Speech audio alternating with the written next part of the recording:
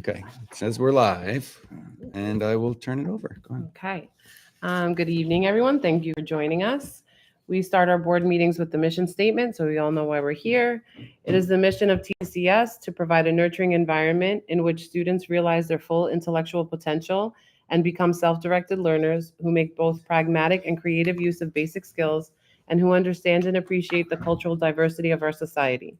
The faculty, staff, parents, extended family, and other members of the Child Support Network are committed to creating and operating a student-centered learning community which promotes and supports a child's natural curiosity and enthusiasm for acquiring knowledge. This learning community will follow a living curriculum, an experiential interdisciplinary that encompasses literacy, critical thinking, and responsible social interaction while empowering each child to demonstrate his or her unique abilities and interests.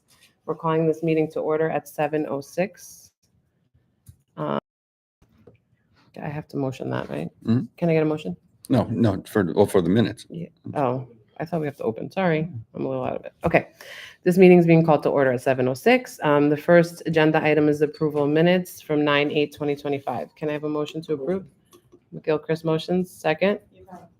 Gonzalez seconds. All in favor? Aye. Any opposed?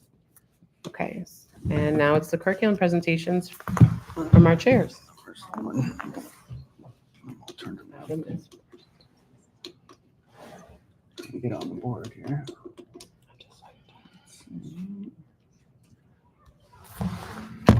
There's no signal. Let's see. There we go. And our math presentation. So this shows the beginning of the year data that, from our iReady diagnostic. And we chose to just present the iReady diagnostic because it's a little more comprehensive data. And just to refresh of what iReady is, it's an online program for reading and math. Helps determine and personalize their learning. We monitor progress throughout the school year. It allows the teacher to meet exactly where we need to provide them. And it's really individualized instruction. Do you want me to play this video or? All right, we'll share it out. That's good. Got that? There we go. Okay. In the diagnostic, students take it 3 times a year. They take it the first week of school, either December, January, and then in May, June. And the point of the diagnostic is it kind of sets each student on their own path, and they follow that path throughout the year, and we monitor their progress through each diagnostic. Like I said, it's personalized instruction based on the individual. So when you're taking those diagnostics, if you get 3 right, you might get a harder question for the next one. If you get 3 wrong, you might get a little easier question for the next one. It really just helps gauge everyone's individual levels. So this was the school-wide placement for this year. So that's all grades.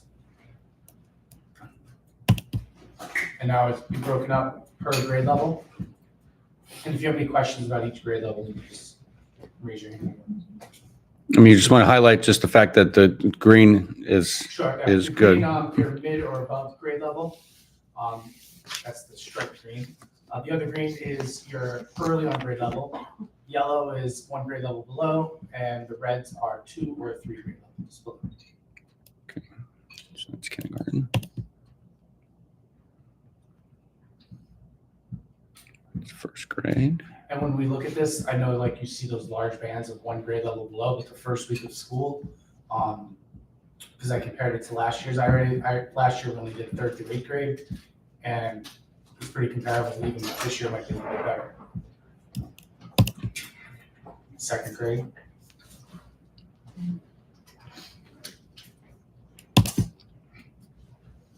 Third grade.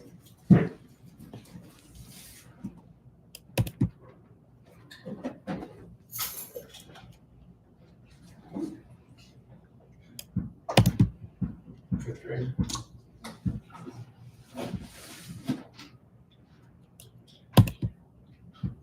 And when we see this grade, a little more red than the others, and that's one reason why we added an intervention enrichment class every day for the 5th, 6th graders. Is that during the school day? Yes. Okay. And it's split up to between the ELA and math teachers. So there's 5 days. It's kind of 2 and 3, 3 and 2, 2 and 3. And now when we get to 7th and 8th grade, they are broken up more as, geometry, algebra, 7th, 8th grade math. But when they take the iReady, it's purely just 7th grade and 8th grade. And this is some of the most positive We've had it in a while. data we've had in the last few years for the upper school. So that's very promising. Mm-hmm.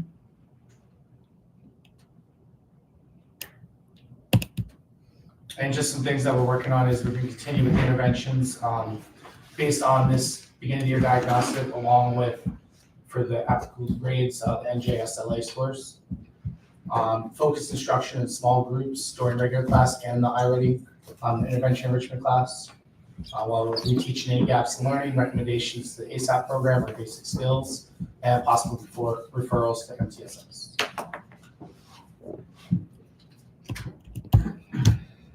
I have a question. Yes. What do you think contributed to the changes in the 7th and 8th grade positive data?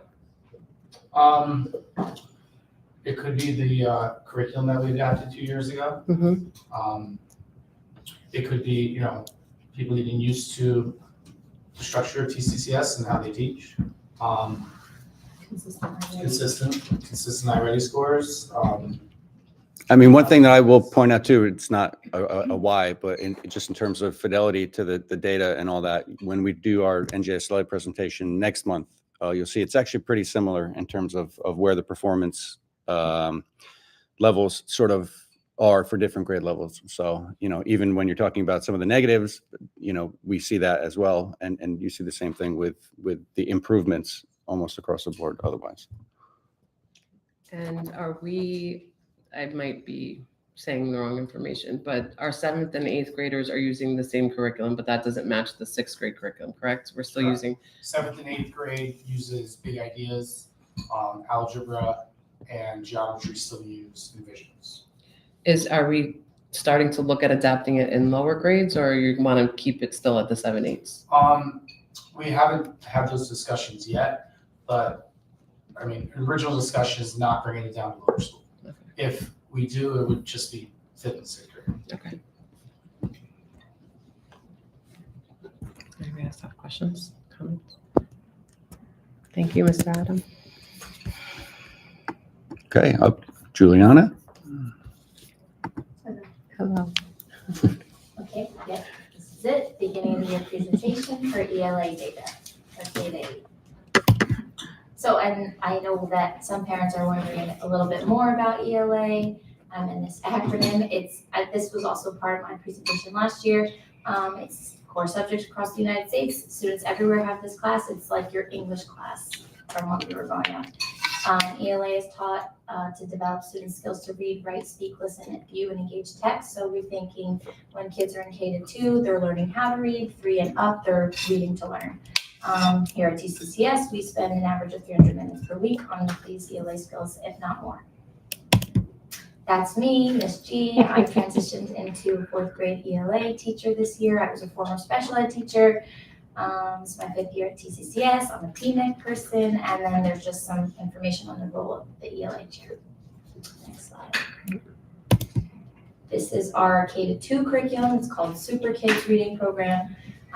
We also use this for handwriting in grades 3 and 4. This is really like, as you see, there's some of the breakdown, but those are the different colors of the grade level bands, but they use characters and they make it really fun and engaging for kids to really hone in on their phonics skills, which are sounds that letters make, how those sounds come together to be words, and then eventually decoding and reading comprehension. Next slide. Super Kids assessments start at the beginning of the year, middle of the year, end of the year. They offer either paper tests or online, and there are unit assessments as well. And they culminate in a weekly spelling test, kids every 2 weeks. And then for grades 3 to 8, we use HMH. For grades 3 to 6, we use Into Reading. Grades 7 through 8, Into Literature. Again, online component, and also paper and books, textbooks. Kids are diving deeply into very rich text talking a lot, having, high interest and very culturally relevant text that we're reading. It's very comprehensive that way, and it offers tons of phonics for kids that need it still, even in those grades, and challenge, way to advance kids who are on grade level.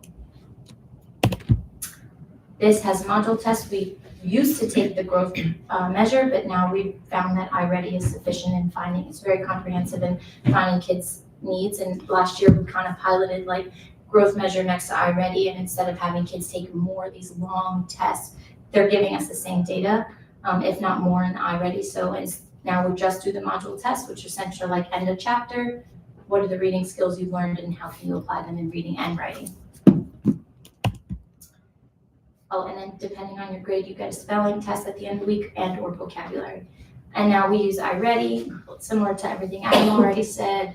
The thing about iReady is that it's kind of like custom to tailored to your child's needs. So it's broken down into two parts. You have the diagnostic test that kind of is adaptive. If your kid is answering questions and getting them right, those questions are gonna get harder, so we can find out what your student knows. If you're not answering, they will decrease in difficulty. So you really do get a bigger picture of like compartmentalizing the areas of ELA that kids are studying and getting a, more overview of what they know. And then once you have those diagnostics completed, you get a personalized instruction plan, which is unique to every child. If you scored well in informational text, then you're going to be challenged on that pathway. It doesn't stop at your grade band. It can go above your grade level. And if you need to fill in close, quick gaps in the lower grade band, it will give you those personalized lessons as well. Teachers have access to that. We see when kids are passing with the percentage rate. Kids see when they're having difficulty or when they're moving quickly. And then this is just an update. There's been a new K-3 literacy mandate in New Jersey. As you can see, there's a universal screener that's mandatory now.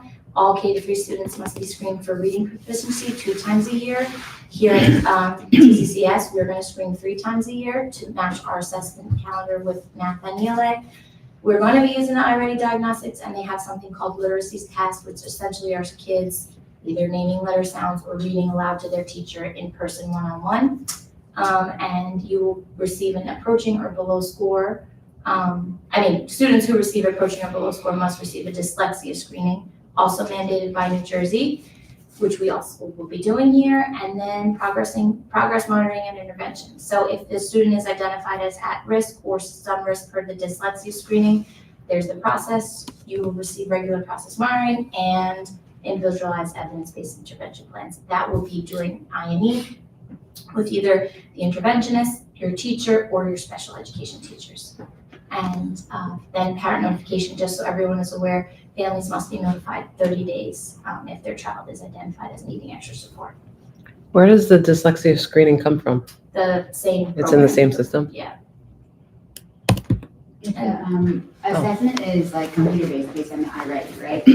How do we account for the kids who might not have a problem but just aren't good test takers on the computer? So for the iReady diagnostic, there is, if a kid has read aloud, we can adjust those settings, or we do not do we only do it on the computer, but you can have what's the word? Scribe? Not scribe. Well, so if the system will generate a little flag if they Yes. think the kids are rushing through it or things like that, so we can see that. We can reassign it. There's also a couple kids, it is being done on the computer, but there are a couple kids who we have the teacher actually physically reading the test aloud to them. Because there's a discrepancy in their scores, and we think it's just either getting distracted or whatever it is for the computer. So the teacher's reading the test and then kind of pacing them and making sure that it's being done correctly that way. And I did have to do that last year as a special education teacher, and kids were still intrigued to how they performed. The literacy test, so that is done on paper, teacher and student. And so is the dyslexia screener. Yeah, and then that is a good point. You get flagged yellow or red, depending on the severity of how much the computer feels the student has rushed, which we would then again give the child the second chance to take the diagnostic. They are a bit long, but they're really broken down. They play games in between. There's scheduled breaks within the test.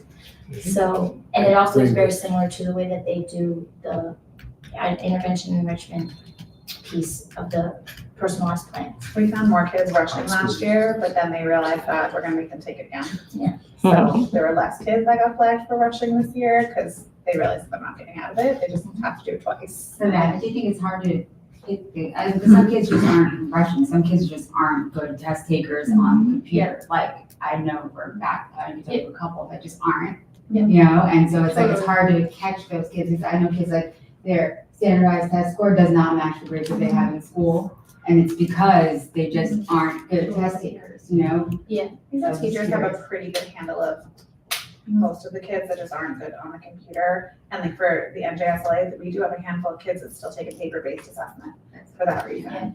And for this one, there are a handful of kids who teachers are reading the test aloud to them so that it's not necessarily there on the computer. And this is a big piece of what we look at when we're thinking about how we can, inform our instruction, but it is just one piece, right? Like kids reading and writing in class, the conversations they're adding to, like all kinds of other things throughout the day show us what they know and where their strengths are. So that's something to keep in mind as well.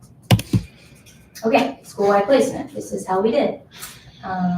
Overall, anybody who's curious, phonological awareness is literally like the sounds that the letters make before we give them like a letter name. And then phonics is like how we manipulate the sounds with like actual visualized letters and graphemes and things like that. High frequency words, vocabulary comprehension overall. So if it's gray, that's because, grades 4 and up, they don't really get tested on that anymore. That's not, they've surpassed those levels. Kindergarten. Came in with good skills, these kindergartners. I mean, some of that also is like literally learning to use the computer, learning, have stamina for the focus to use the computer that way. First grade, again, we see a lot of yellow right now. Second grade.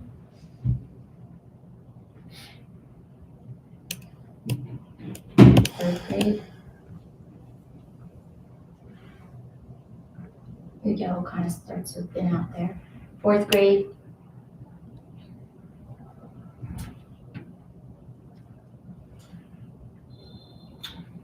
So some areas I'm noticing just across the last 4 grades, vocabulary, informational texts are areas that we can improve on. 5th grade. Is great. Yeah. 6th grade. Yeah. 7th.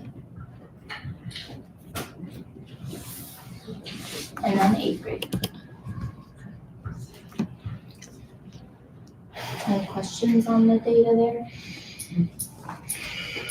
Okay, next slide. This is just our action plan, very similar to Adam as well. Interventions during our I&E classes based on our NJSLA data and BOY data. So teachers have already begun having discussions and how, making up a plan for themselves. Targeted instructions during I&E. So that looks like other kids, if you're not being worked with the teacher, are on your iReady learning pathway, and then you're being pulled in small groups by either the interventionist, your teacher, or a special education teacher. It's like all hands on deck. Expanding our Ready program using magnetic reading. So this is for anybody who's identified as classified or at risk based on these results. Magnetic reading is a sub-program of iReady that also has like really targeted phonics and comprehension. That would be teacher-led with student, like actual explicit instruction, not the computer. And then recommendations for ASAP, basic skills recommendations. We also have a poetry contest. Anyone who's listening, apply, send a poem. We had T-Next Poet Laureate come last literacy night, and he's the one who's running it. So he would really like for anyone to submit their work. And if anyone needs help, I know all the ELA teachers at our school have offered to support reviewing, editing, practicing, and I know I'm available. We have that 8 to 8:15 time slot. And then we're gonna roll out the spelling bee in a couple of weeks. You'll hear from me about that. That's it. Thank you. That's great. That's an excellent start. Very clean data. Thank you, guys. Real quick, just because before I forget, he triggered something that I think is important. We were talking about the math homework. If the 5th and 6th grade have a different curriculum than the 7th and 8th grade, there's your problem in the gap that we talked about, Sonia. Like, because if they probably had, like, when they're saying in the 7th, like, oh, we didn't have this, and he's saying it's review, maybe the book, I don't know, and the 5th and 6th grade doesn't end at the same place that the book begins. So that's why the kids were struggling in the beginning. Yeah, it's And also, that gets easier, you know? each grade, no matter what curriculum it is, they're still following like that year's student standards, state standards. Yeah. So it might not have been covered in the same sequence, but they're all covered. Because then I think he's reading his review, and that's why the kids were like, what is this? You know? It's just because you said it, it made it make sense. Great. Okay. Okay. Shall we proceed? Anybody else have any questions or comments regarding curriculum? Thank you, Mr. Thank Adam. you, Mr. Adam. Adam's like, I'm out. If you have questions. Okay. Now it's the director's report from Mr. Gallo. Okay, everybody. We won't start with today's soccer score. We're doing okay. The season's going well, though. The volleyball did win their first game. Yes. You can talk about all that in events. So just regular business here. We've got our enrollment report. We are at full enrollment. No openings right now. We're at 387 students, which is where we want to be. So that's great. Next, we do have the facility update. I know that we've been talking about this for quite some time. I believe you guys may have had an opportunity to talk a little bit about in committee. But the HVAC project, I believe last time we met, I said we were waiting on the permits. I'm happy to say we have the permits. Right now, the last thing that just needs to be scheduled is the crane. So we're hopeful potentially even maybe in the next week or so. We may have a date for that, and it could be in the next week or so. But once that's scheduled, we'll work it out with the town as far as parking and some of the other restrictions that'll come with the streets. But an end is in sight. I would say, very soon. We are finally seeing that finish line. We just have to get there for this piece of the overall project, and then we start planning and looking at the timeline for everything else that goes along with the electrical upgrades and the ductwork and things like that. But at a bare minimum, what we wanted for this year was to make sure that the HVAC system works in these areas, particularly as it gets colder. If it ever gets colder, we'll have that in place. But we thank everybody for your patience, and I'm glad that we're almost there. The next thing that I put on the agenda is the NJSLA fall field test. So if you are unaware, this year's NJSLA test is going to be different than it has been in years past. I'm not sure if you've seen anything about it on the news or in your social media feeds. Sonia and we went to a training last week to get a little bit more information about it. The biggest change is that supposedly the test is going to be adaptive, very much like the iReady that we talked about today, which, again, I don't know what the implications are going to be for paper tests and things like that, because it is going to be on the computer, and it's going to be modified as the student takes the test to sort of meet them where they're at with their grade levels. So the scoring and everything is going to be totally different than what we've had before.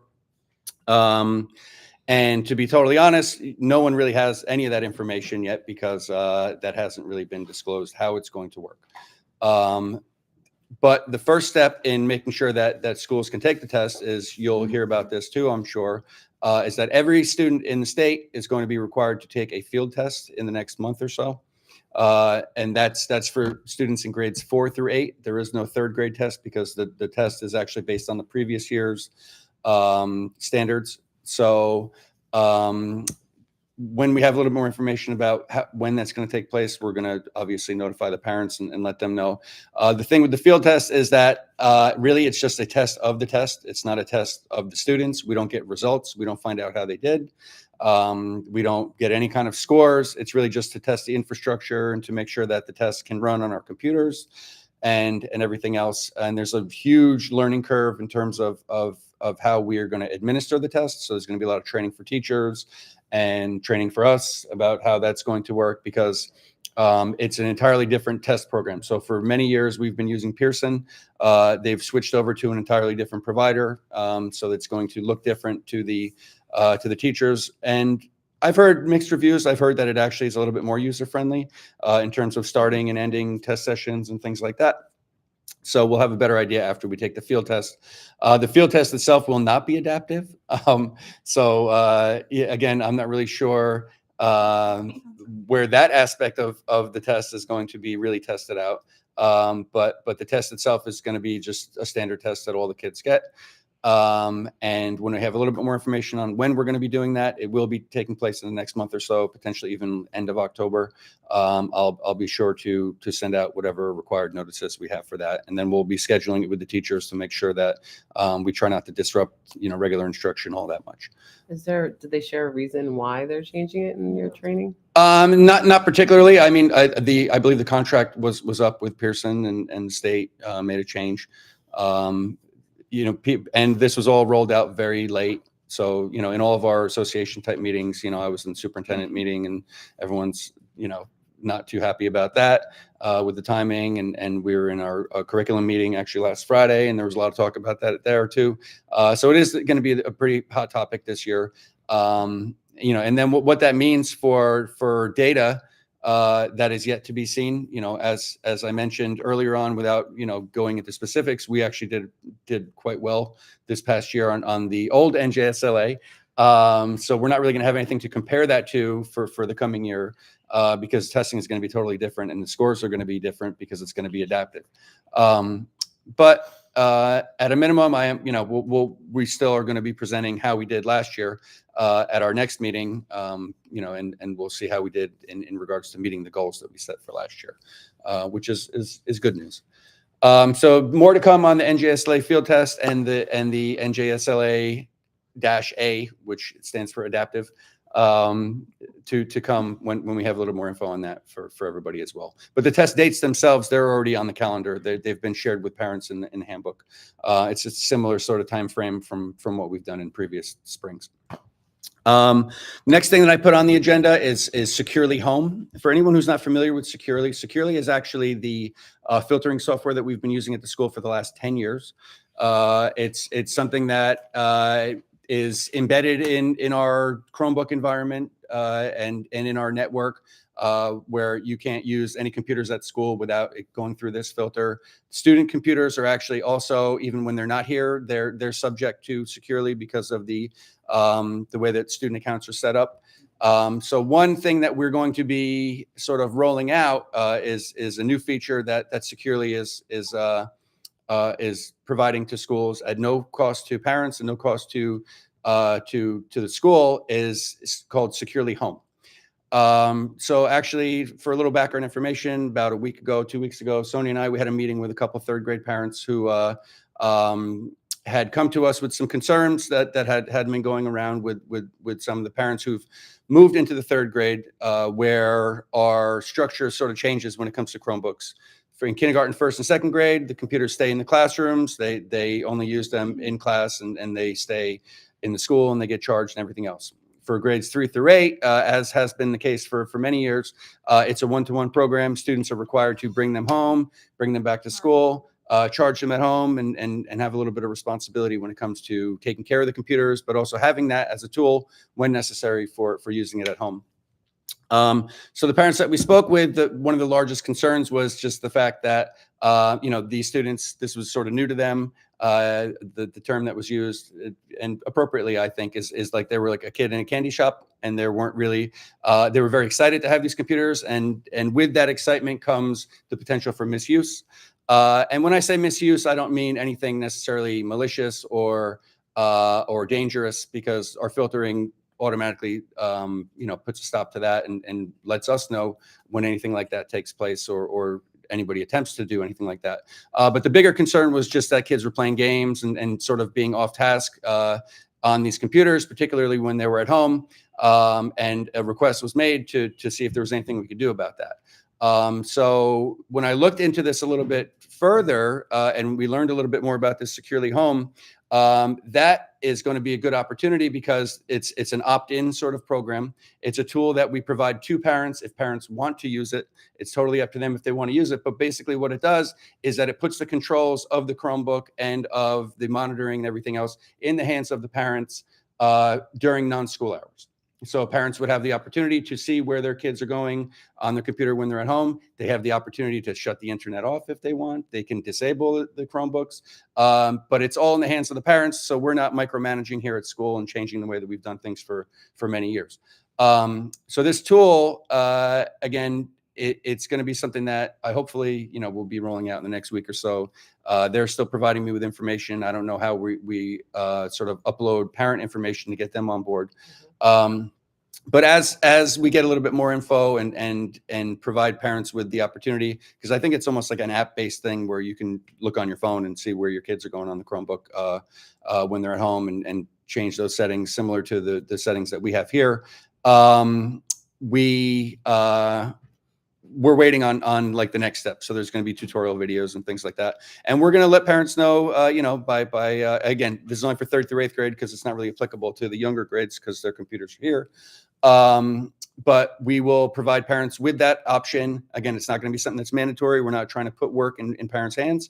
But at the same time, if parents are looking for that functionality at home, it's a valuable tool. And it's something that comes at no cost to the district or to the parents. So it's more or less a no-brainer. So I'm excited for that opportunity. And so there's more to come on that as well, but it's up and coming and just be on the lookout. Any questions? Okay. I have a question. Yes. I have a lot of questions, I guess. Mhm. Will it impact like when the students bring the computer back into school? Is the parent setting like does it reset? No, yeah, that's why it's strictly for use at home. That's why it's called Securely Home. And we set the hours that it's Okay. even something that they have access I to. was imagining all the kids coming in and the Right. teachers And having parents to check. forgetting to Yeah. like turn off like the internet Right. blockages and stuff like that. No. Okay. Yeah, it's a totally standalone thing and it only works at home. And that's the whole point. Great. Okay. Mhm. Yeah, so I do think that should address a lot of the concerns that did come our way. And again, we can put that power in the hands of the parents so they have that control. So I'm looking forward to it. All right. And then finally, before I turn it over to Sonia, I do have another piece of good news. So I put on the agenda something called the Friends of TCCS Mary Zach's Expeditionary Learning Grant. So obviously this year we talked a lot about the budget when I presented in May, and then when we started the school year, we've got a really heavy emphasis on being mindful of spending, and we have cut budgets for a lot of things. One of those being field trips. Where we have lowered the amount of funding that we provided to each grade level. So with that in mind, Sonia and I actually reached out to Friends to see if there was anything that they could do to help support, considering that, expeditionary learning and field trips and things like that are really a fundamental piece of our mission. And we want to make sure that budget constraints don't impact that too much. So in speaking with them, it turns out that Mary Zach's, who is a longtime contributor to the school and very involved for a long time, she's still on Friends.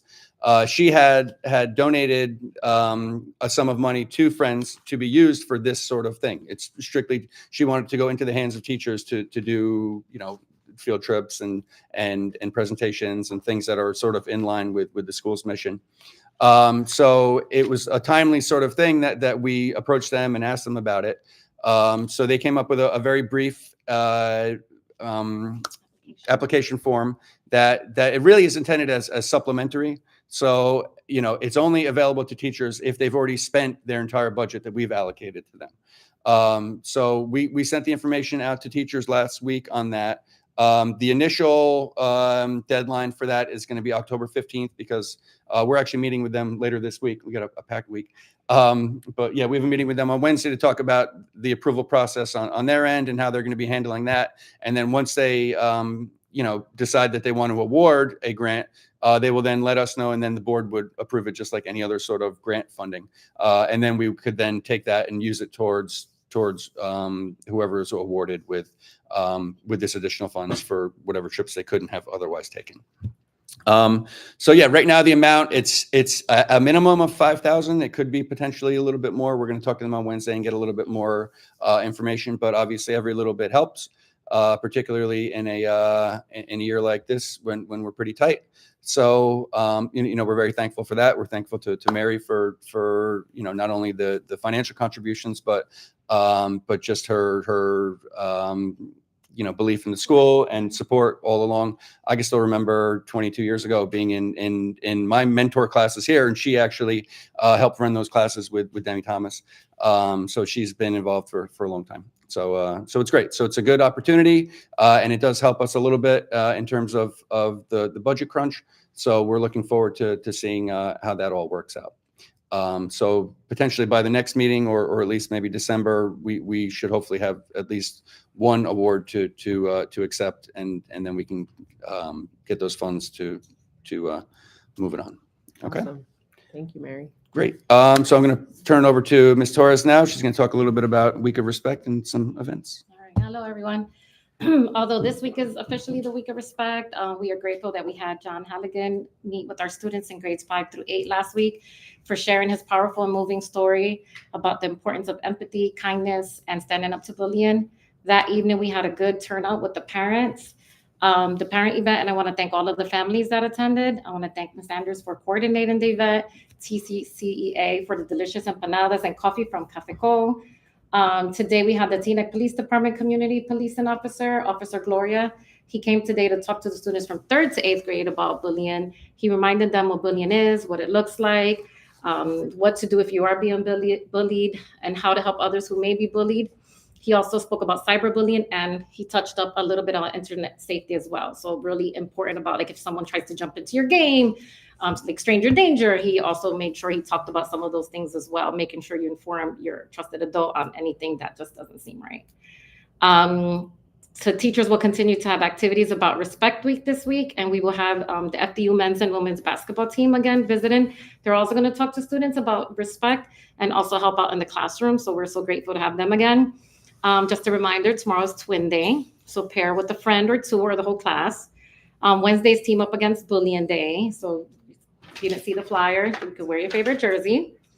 On Thursday is Adam Sandler Day. And on Fridays, wear something comfy because you should feel comfortable with who you are. And I want to thank the Student Council for helping put this together. We have one of our Student Council members here. Celicia is our Vice President. So I'm happy that you're here at the board meeting.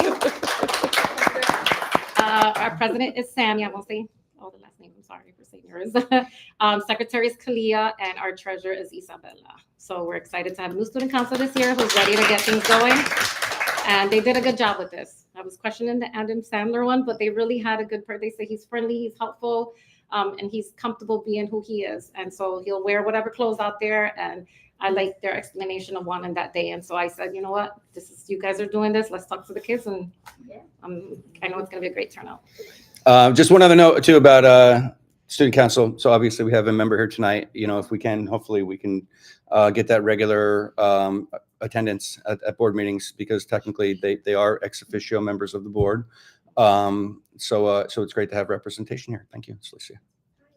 I have a quick question. Yes. In regards to the bullying presentation, so some people in the community were talking about how the students are impacted after this presentation and how they're really processing, what took place. Can you speak a little bit to what the students were offered after the presentation? Yes. So after the presentation, we had Miss Rosine was here, Miss Anna was here, our school social worker, Miss Anders and I. We were ready for at the end in case we see anyone even sad or even during the assembly, if you could see anyone's reactions, we were kind of prepared that as soon as after the assembly was completed, let's touch on them and ask, like, how's everything going? Is everything okay? Do you want someone to speak with? If there was anything that came up that they needed to speak with someone, they would go to the right person. But a majority of the emotions were about people that they have had passed with. Like, so if they had a grandparent or someone who has passed away, it just brought the memories of that. And so a lot of the conversations were like, how do you feel now? And it was about showing your emotion and not being afraid about showing your emotion. So it did bring out some emotions. And every single person that I think we, or even the teachers caught, it was kind of like, you want to come to the office? So hopefully, I believe we addressed any of the students that we visibly could see, or if anybody sent them our way. Okay. Thank you. You're welcome. Now on events, this Friday is a 1-2 field trip. October 8th, TCSEO is having an in-person meeting. Light refreshments will be served, and they're really trying to finalize class parents. So parents, if you're out there listening, please come. Monday's a half day. We have staff PD, so it's half day for students, but the staff will be here. We're doing some more iReady training. High school night for 7th and 8th grade parents, again, is October 16th. It's at 6 p.m. here, so if you can make it, please come. Also on the 16th at 4:30 p.m. is the celebration we were talking about at the last board meeting, the nature mosaic art. They're going to be presenting the students' work at the Teaneck Creek Conservancy. So that's at 4:30. Information about both events are in the last backpack, so if you want to see the flyers to get more details, they are there. Our Hispanic Heritage Month event is on October 21st, and that is from 6 to 7:30. There's going to be food, fun, and a lot of students work in this place, so please come. October 24th from 7 to 9 is the Bujama Party for grades 5 through 8, which TCSEO is putting together. October 25th, like Ms. Juliana said, about the poetry contest. October 26th is the trunk or treat from 4 to 7, and then the 8th grade haunted hallway is at 6 o'clock. So any 8th grade students, they get community service to volunteer, and the funds from the 8th grade haunted hallway goes to the 8th grade class. So you guys got to get on that. And then October 31st is the Harvest Festival and our Halloween parade. October is pretty busy. Yeah, we have one more thing. The first BPA parent meeting is October 23rd for any parent that has children interested in the musical this year or parents that just want to come see it. 6:30 Thursday, October 23rd. Sounds good. That's great.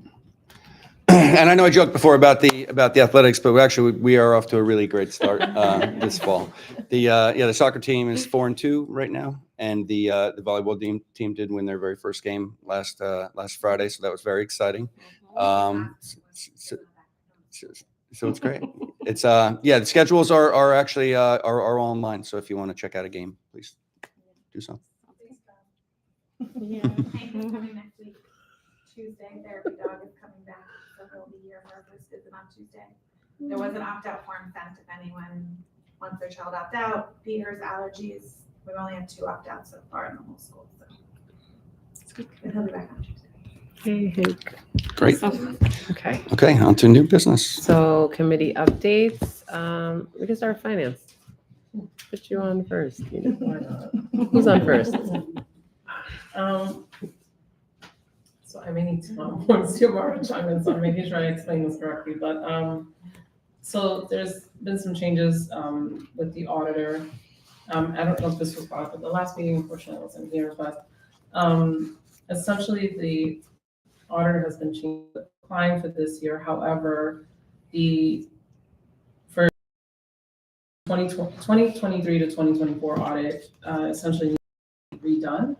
And so that process is going to be underway now, assumed under another auditing group, Klein and Company. So the main purpose of just sharing this update is that this was a transition that had to be undertaken. The 23-24 audit was void and has to be redone. So that's underway now. I don't know if I should add anything else on that. Do you guys have questions? Okay. Okay. Other than that, we also discussed having Tom is going to be undertaking quarterly budget meetings, and I think that's going to be great to have that review with each of the groups in the school, and sharing some of those meeting minutes with the board. Essentially, I think it'll help sort of make sure everybody has a regular pulse on financials in the school and any needs that may change along the way. Just allows us to be a little more proactive, and I think in the long term in discussions of like needs and as needs change. So that's going to be underway, I believe, beginning this week. Other than that, I know there was also some updates about state grant funding that was slightly reduced this year. It was kind of a nominal reduction. Obviously, we don't know what the future holds in terms of state grant funding, but at least for this year, the good news is that we really didn't see any major cuts in funding. So that's good news for all of us here. Thank you. And yeah. Sorry, I said thank you, but I didn't know if you were done. I apologize. That's pretty much it. Yeah. Thank you, Enid. I feel like Joe, you could say facilities, but I feel like Ralph talks about it. Yeah, we kind of hit on everything that we needed to talk about. Okay. And communications. So we met, we discussed back to school night and having a board table set up with information. We had a nice QR code, Mm-hmm. which is pretty big. We have our nice tablecloth finally. Mm-hmm. And I feel like it was good because a lot of members came up from the community to see who we are. We got to talk to a lot of parents, a lot of new parents that are coming to the school. We also want to set up a sign-up genius for board members to be present during community events. If you haven't signed up, please sign up. Yeah, it was shared with everybody. Yeah, the only reason again, I didn't sign up, just so we know, is because like I don't want to sign up for the whole event, like for the 3-hour gap. So like if it was like a slot, I just wanted to be known, because I don't want to, Should we I just wouldn't log? do the whole thing. I mean, you I can guess just come we and if could you have just- to go. Yeah, I think okay. that's the key. That's why we want to have at least more than one person show up. Yeah. And like we put 4 minimum, just because we can tag team for sure. So that's understandable. Yeah. Is there a place in the sign-up Gina just to like note? We could divide even it if it into was stuff. something We like can that, it's update just it like, I and can read do it. that. Yeah, It's like- You can type a note? Okay. that's you can add comments. Yeah. That's why I did. Awesome. I just wanted to be clear. Oh, you're I'm not doing 4 hours of Of anything. Being very clear. The communications committee has also been instrumental in updating our board bios, which are available online. It looks really good. That's all available. That's all about it. And that's good. So that's all there. If you want to check it out, it's all updated with this year, photos and everything. It's very cool. Thanks for your help with that, Ralph. No, Yeah, it's thank my you. It was pleasure. like amazing how it was like Come together. together. It's happening. Great. It was fast. And I was like, wow. It's like our year-long projects just happened in I one know, meeting. it's It was amazing. Yeah, signing have it up. Thank you. Yeah. And governance? We met on September 22nd. We spoke about the grade level chats and communications with TCSCO, the WhatsApp chats. We talked about the school audit. That was just mentioned. We also spoke about the parent costs for the field trips that Ralph mentioned. We just talked about, we looked at our bylaws and just talked about what the policy should be and what the modification. We think that if we're going to ask parents to absorb any costs, it should be on the overnight trips. The 7, 8 Did I send you overnight trips and the Mark? Did I 5, send you 6 Mark's thing? overnight trips. We reviewed all the current language. They pay for that. and They pay that all. But it's, I'm sorry to cut you off, Keisha. So the policy currently reads that the board is absorbing all costs for field trips, which is not true. The end of the year trips and the overnights, we're asking parents to pay. So we want our policy to reflect that. But we came up as a committee to not ask parents to pay an additional nominal fee for the littler trips, but just to make sure that our policy reflects that end of the year. Yeah, because I was gonna say, we were proposing to modify the language so that it actually meets with what we're actually doing. And the reason for that is being that experiential teaching is part of our mission statement. And so to make sure that we stay in line with that. We also talked about the drop off and pickup policy. We did look at our bylaws to see what we have there for student safety policy and protocol. And so we'll need to review those policies to just make sure that we're actually practicing that. And there was a suggestion that maybe we look into scheduling a retreat for policy review and revision. And lastly, we talked about the substitutes approval and just talking about some of the concerns around that, just in terms of if parents should serve as substitutes. And we just talked about looking further into that and inviting Ms. Torres to our next governance meeting to talk about that. I have a question though, regarding the trips. Thank you, Keisha. Let's just say a teacher has a lesson and there's a show or something special off the calendar or not in the budget that they decide this would be super instrumental to the class or just a fun activity.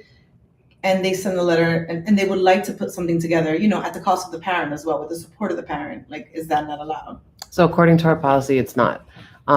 That's why the budget exists for the field trips. So all the teachers we put some procedures in place through finance for requesting trips, the educational value, and where they're going. So we're hoping that it assists with the teachers being able to investigate these types of trips ahead of time and plan ahead. But right now, with our mission statement, we technically, and our policy, we technically should not be charging parents for trips. The policy does say, though, that, fundraising can be done for that. So what Okay. fundraising looks like There's a loophole. is Our something that board is not. so there's, external funds that can be used, just where that comes from. It would have to fall under fundraising. We'd have to look and see. It's like promoting equity, right? Like not everybody's gonna be able to. Correct. Right. And that That's a big says, part of our that's very conversation. explicitly stated in the policy that no one can be held back from participating due to financial struggles. But we did look at, our attorney did provide us with multiple examples of what policy could look like to reflect, parents contributing. But then when we look back at our mission statement, we just want to make sure we're adhering to it according to what it says. So That's fair. we decided to not do that at this time. Thank you. Mhm. But can parents pay like a little bit little, like installments or something like that for the field trips? For the overnight trips. Yeah, for those, Yeah. they can. Mhm. Yeah. Okay. Mhm. That's it. And then we're asking Ralph too to come, right? Yeah, so Ralph, we would ask you to come to talk about safety policy, About- student safety policy. Yeah. And just making sure, we just want to make sure it's up to date and that we're doing what we have in there is what we're actually doing or vice versa. Perfect. Yeah, because the policy does reflect some of the concerns that we have currently with pickup and drop off. Thank you, Keisha. And then curriculum. So I think Mr. Adam and Ms. G covered most of what we talked about. They just presented the iReady data for the beginning of the year test. We also, it was shared with us about the social studies that the 7th and 8th grade and 5th and 6th grade, they worked on curriculum and pacing. And adjustments were made to help allow for all topics to be able to be covered in this time span. For social studies, the 3rd and 4th graders have a new interactive textbook and workbook called My World. And that Black History Month celebration will be planned, and obviously Hispanic Heritage Month celebration is this month. For science, the 3D printers are repaired and working, and all the resources are being shared. Nice. We talked about math night being planned for Tuesday, November 18th, and it's gonna be hosted by Mathnasium. And then also, we talked about the 8 a.m. extra help period that's no longer a requirement and is sort of being replaced by the enrichment period. And also discussed how to make the curriculum more accessible to parents. And so there were some suggestions about possibly looking into how we can do that, to get the curriculum out there to parents. And then also looking into, for next time, I think it's already kind of brought up that homework continuity between the grades has been an issue. And so we want to address how we can address that. And also sharing a calendar for the teachers to avoid overlapping tests. Perfect. Thank you. Did I get everybody? Yeah, that was everybody. Okay. And now it's resolutions. Okay, so we have 8 resolutions tonight. The first of them being the budget summary, which are all the bills that we've paid since the last meeting. We've got the SBA financial reports from July and August of this past year. We've got a number of field trips that the school is paying for and we're sending the kids to for the upcoming month that we're approving tonight. We've got a personnel appointment list of substitutes. I believe there's 3 or 4 that we're adding to the list as well. We've got the auditor appointment that was discussed from our finance committee meeting to redo the previous year's audit and then to do the most recent one. And then we've got our additional lunch vendor. When we spoke at our last meeting, we were still looking for one more. We found one more after a couple taste tests and that's up and running as well. So we just want to solidify that.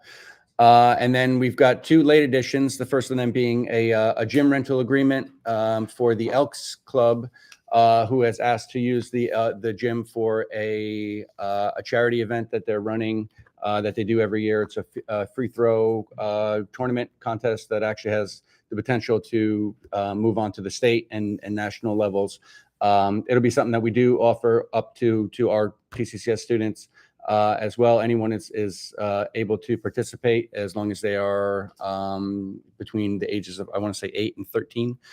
So we'll have more information on that as well, but that'll take place in December. And seeing as how it's a charity event, we're not looking to charge them for the gym usage.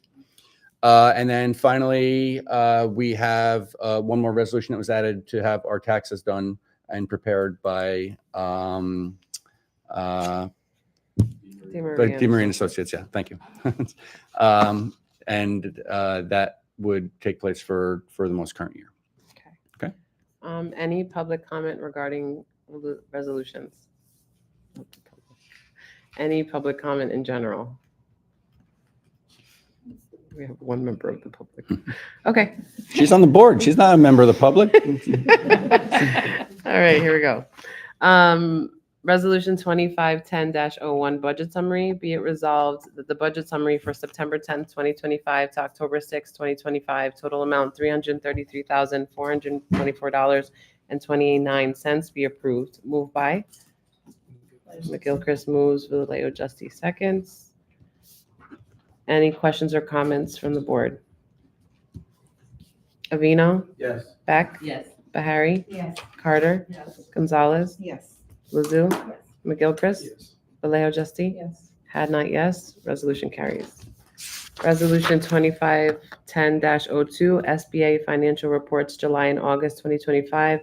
Be it resolved that the Board of Trustees approve the SBA financial reports for July and August 2025. Moved by? Beck moves. Second. I heard Vallejo Justy seconds. Any questions or comments from the board? Avino? Yes. Beck? Yes. Bahari? Yes. Carter? Yes. Gonzalez? Yes. Mizzou? Yes. McGilchrist? Yes. Vallejo Justy? Yes. Had not, yes. Resolution carries. Resolution 2510-03, field trips. Be it resolved that the Board of Trustees approve the following field trips for the 2025-2026 school year. Give you a second. So fun. Additional 2025-2026 trips to be announced pending administrative approval of proposals.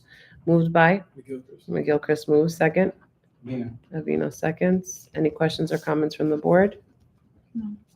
Avino? Yes. Beck? Yes. Bahari? Yes. Carter? Yes. Gonzalez? Yes. Mizzou? Yes. McGilchrist? Yes. Vallejo Justy? Yes. Had not, yes. Resolution carries. Resolution 2510-04, personnel appointments, substitutes. Be it resolved that the Board of Trustees approve the following substitutes for the 2025-2026 school year at a rate of $150 per day. I'm not ruining these names. Yeah, and all of them. Yeah, everybody's stuff in there. With all respect, I have a difficult name too. Moved by Leslie? Lazu moves. Second. McGilchrist. McGilchrist seconds. Any questions or comments from the board? None of them are parents. I was gonna say that's probably a question. Okay. Avino, Yes. Beck, Yes. Bahari, Yes. Carter, Yes. Gonzalez, Yes. Lazu, Yes. McGilchrist, sorry, Vallejo Justy. Yes. Had not, yes. Resolution carries. Resolution 2510-05, auditor appointment. Be it resolved that the TCCS board approves the attached proposal for Samuel Klein and Company to provide auditor services for the 2023-2024 and 2024-2025 school years. Moved by Vallejo Justy moves. McGilchrist seconds. Any questions or comments from the board? No. Okay. Sorry, long last names. Avino, Yes. Beck, Yes. Bahari, Yes. Carter, Yes. Gonzalez, Yes. Lazu, Yes. McGilchrist, Yes. Vallejo Justy. Yes. Had not, yes. Resolution carries. Resolution 2510-06, lunch vendor. Be resolved that the Board of Trustees approves the additional vendor to provide lunch services for the 2025-2026 school year per the attached terms. Parthas and Platters. Moved by Sounds delicious. McGilchrist, second. Yeah. Savino, seconds. Any questions or comments from the board? I have a question. Are the parents being like, is there an announcement going out that like this is our new lunch thing? Because like when you go to sign up, it just says like PP. Yeah, I sent a letter announcing that. Oh, there it was. Yeah. That's we actually made sure that there are, I think, vegetarian options and whatnot for this particular one. And on the website where you go, before you sign in, there's a weekly sort of list. It's like, these are the vendors, these are the potential options. So yeah, it's all there. Yeah, the PP, that's just more or less for the ticketing system, just so we know which one goes with which, because we have to send the list to the vendors. Okay. What kind of food is this? It's what is it, Mediterranean? Right. So Yeah, lucky. there's wraps and These and- kids have and no stuff like idea that. how lucky they are.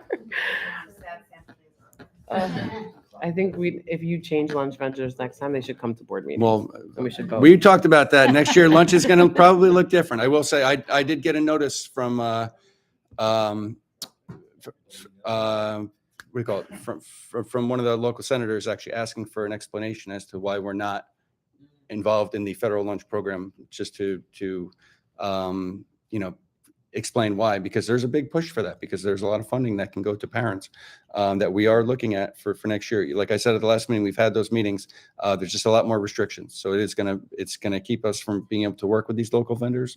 So we want to find some sort of happy balance, but for the meantime, we should enjoy it. Are you finding, what are the impacts? Like, is this Orders very are difficult for up. you? No, it's not difficult. Okay. No. And I mean, Kenya has been great with working with the vendors. Good. And she's the main point of communication and everything. And just on the school website, just so we could all see that too. If you have any questions, I've included links to the actual vendors, so you can look at them to find out where they're located and everything else. These are the daily options that we have for each of those. So it's Chicken tikka. what's that? Chicken tikka. That's nice. Yeah. So orders are definitely up. But one thing that I actually, because it was the letter where I explained that the prices were going up for Mondays and Tuesdays. So it probably got lost in that, because that's what people saw. But we did announce that we did add the other vendor. And that's it for this year. We're not taking on any more. We have these agreements with everybody for the year. So lunch orders are up, and hopefully people enjoy it while they can. Feedback is good. It's Any other questions or comments? Avino, Yes. Beck, Yes. Bahari, Yes. Carter, Yes. Gonzalez, Yes. Lazu, Yes. McGilchrist, Vallejo Justin. Yes. Had not, yes. Resolution carries. Resolution 2510-07, gym rental agreement. Be it resolved that the Board of Trustees approve the attached rental agreement with the New Milford Teaneck Elks to conduct their 2025 Hoops Shoot Tournament on 12/6/2025 at a complimentary rate of $0. Moved by McGilchrist moves, second. Beck. Beck seconds. Any questions or comments from the board? Avino? Yes. Beck, Yes. Bahari, Yes. Carter, Yes. Gonzalez, Yes. Lazu, Yes. McGilchrist, You? Vallejo Justin. Yes. Had not, yes. Resolution carries. Resolution 2510-08, tax preparation service agreement. Be it resolved that the board approve the attached proposal for Di Maria and Associates for the preparation of Form 99D. Moved by Vallejo Justin moves, second. McGilchrist seconds. Any questions or comments from the board? Avino, Yes. Beck, Yes. Bahari, Yes. Carter, Yes. Gonzalez, Yes. Lazu, McGilchrist, Vallejo Justin, Yes. and had not, yes. Resolution carries. Thank you all for coming. This meeting is adjourned at 8:09 p.m. Thank you. They kicked me out, said no to that one. Wait till we're off.